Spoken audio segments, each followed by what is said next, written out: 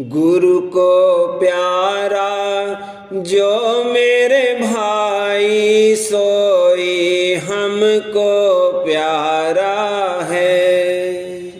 गुरु को प्यारा जो मेरे भाई, सोई हमको प्यारा है। गुरु का प्यारा सोई रहाई, गुरु का प्यारा सोई रहाई। राधा स्वामी भक्ति धारा है। गुरु को प्यारा जो मेरे भाई, सोई हमको प्यारा है।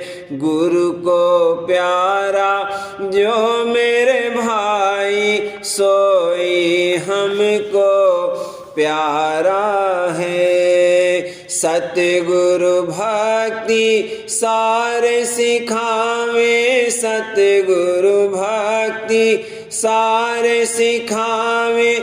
राधा स्वामी अगम अपारा है। गुरु को प्यारा जो मेरे भाई, सोई हमको प्यारा है। गुरु को प्यारा जो मेरे भाई, सोई हमको प्यारा है।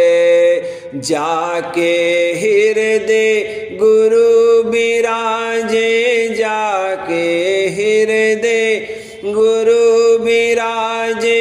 सो सत्संगी न्यारा है। गुरु को प्यारा जो मेरे भाई, सोई हमको प्यारा है। गुरु को प्यारा जो मेरे भाई, सोई हमको प्यारा है। संसारी रिश्ता नहीं भावे, संसारी रिश्ता नहीं भावे। सतगुरु चरण दुलारा है। गुरु को प्यारा जो मेरे भाई, सोई हमको प्यारा है। गुरु को प्यारा जो मेरे भाई, सोई हमको प्यारा है। सत्संगी मोई अधिका प्यारा, सत्संगी मोई अधिका प्यारा। जो गुरु नाम सम्हारा है। गुरु को प्यारा जो मेरे भाई, सोई हमको प्यारा है। गुरु को प्यारा जो मेरे भाई, सोई हमको प्यारा है। भक्तिहीन जो जीव रहाई, भक्तिहीन जो जीव रहाई। सब जीवन सम प्यारा है। गुरु को प्यारा जो मेरे भाई, सोई हमको प्यारा है। गुरु को प्यारा जो मेरे भाई, सोई हमको प्यारा है। दुनियादार संग नहीं चाहूं, दुनियादार संग नहीं चाहूं। सतगुरु भक्ति सारा है। गुरु को प्यारा जो मेरे भाई, सोई हमको प्यारा है। गुरु को प्यारा जो मेरे भाई, सोई हमको प्यारा है। दुनियादार भटक में डाले, दुनियादार नरक में डाले उनका संग असारा है। गुरु को प्यारा जो मेरे भाई सोई हमको प्यारा है। गुरु को प्यारा जो मेरे भाई सोई हमको प्यारा है। छोड़ता ही जो नाम कमावे, छोड़ता ही जो नाम कमावे, ताका ही उद्धारा है। गुरु को प्यारा जो मेरे भाई सोई हमको प्यारा है। गुरु को प्यारा जो मेरे भाई सोई हमको प्यारा है। कहाँ लग कहूँ नाम प्रभुताई, कहाँ लग कहूँ नाम प्रभुताई, जाका अगम पसारा है। गुरु को प्यारा जो मेरे भाई सोई हमको प्यारा है। गुरु को प्यारा जो मेरे भाई सोई हमको प्यारा है।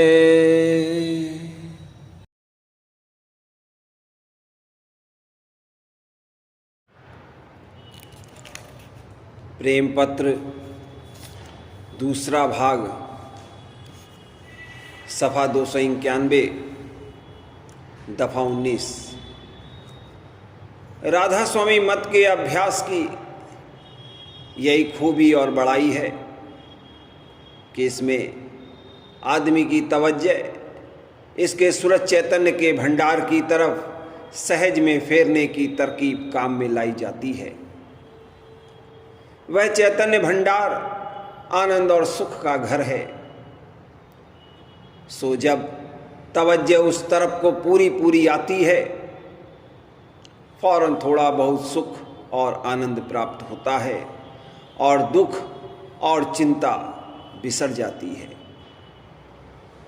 20 जो कोई चिंता और तकलीफ या रोग शोक की हालत में अपनी तवज्जो पूरी पूरी एक वाणी के पाठ के सुनने में या 2 मुकाम का ख्याल करके नाम के सुमिरन और स्वरूप के ध्यान में या 3 शब्द की धुन में या 4 संत और साध की जवानी चर्चा और वचन में लावे तो उसी वक्त संतों के अभ्यास का असर अपने अंतर में मालूम कर सकता है।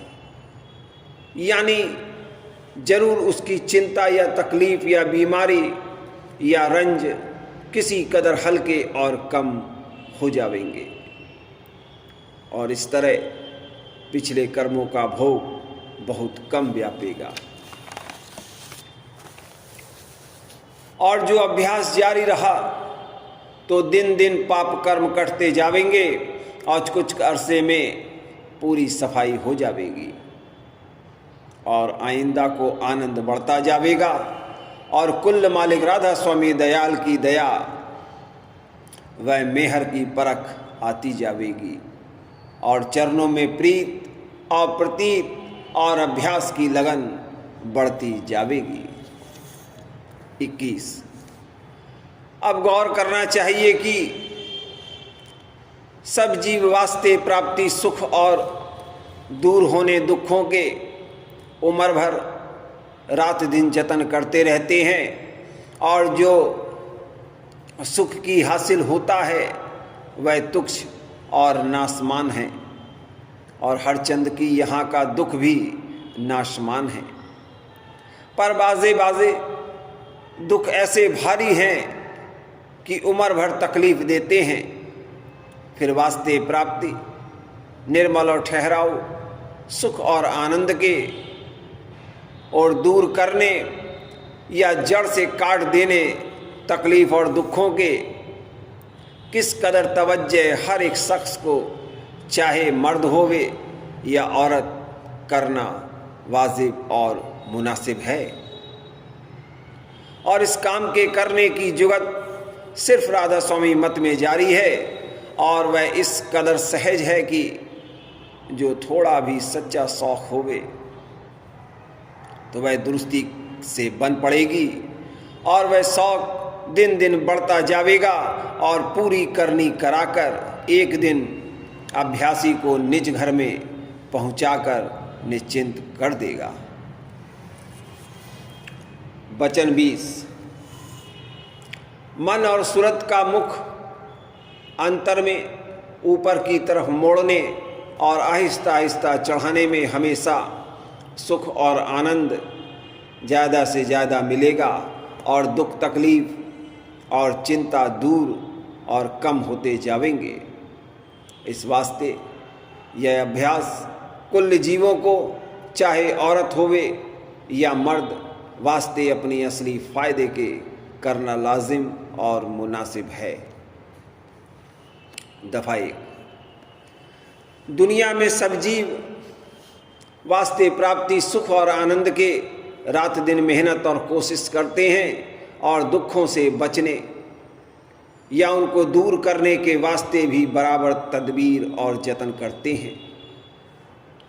पर जो सुख की यहाँ प्राप्त होते हैं वे सब मन और इंद्रियों के विषय हैं, यानी मन और इंद्रियों को उनसे स्वाद और रस मिलता है, और उसका असर बहुत थोड़ी देर तक ठहरता है और फिर जाता रहता है।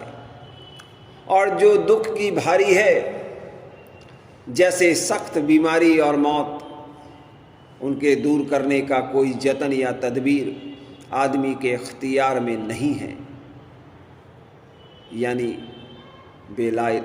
बेलाइलाज हैं, और सबको चार नाचार सहने पड़ते हैं।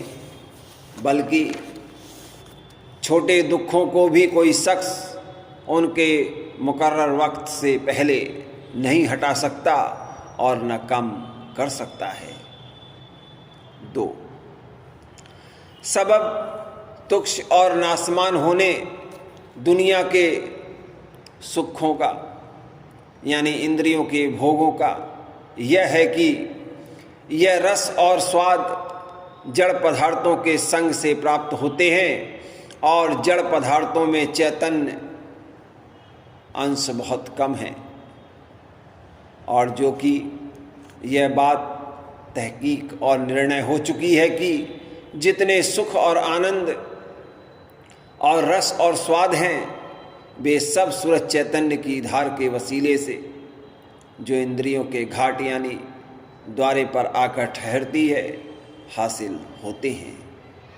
इस वास्ते जो धार की इंद्रियों के घाट से ऊंचे देश में जारी है, उससे सूरत और मन को मिलने से जरूर सुख और आनंद और रस निर्मल और ज़्यादा मालूम होवेगा।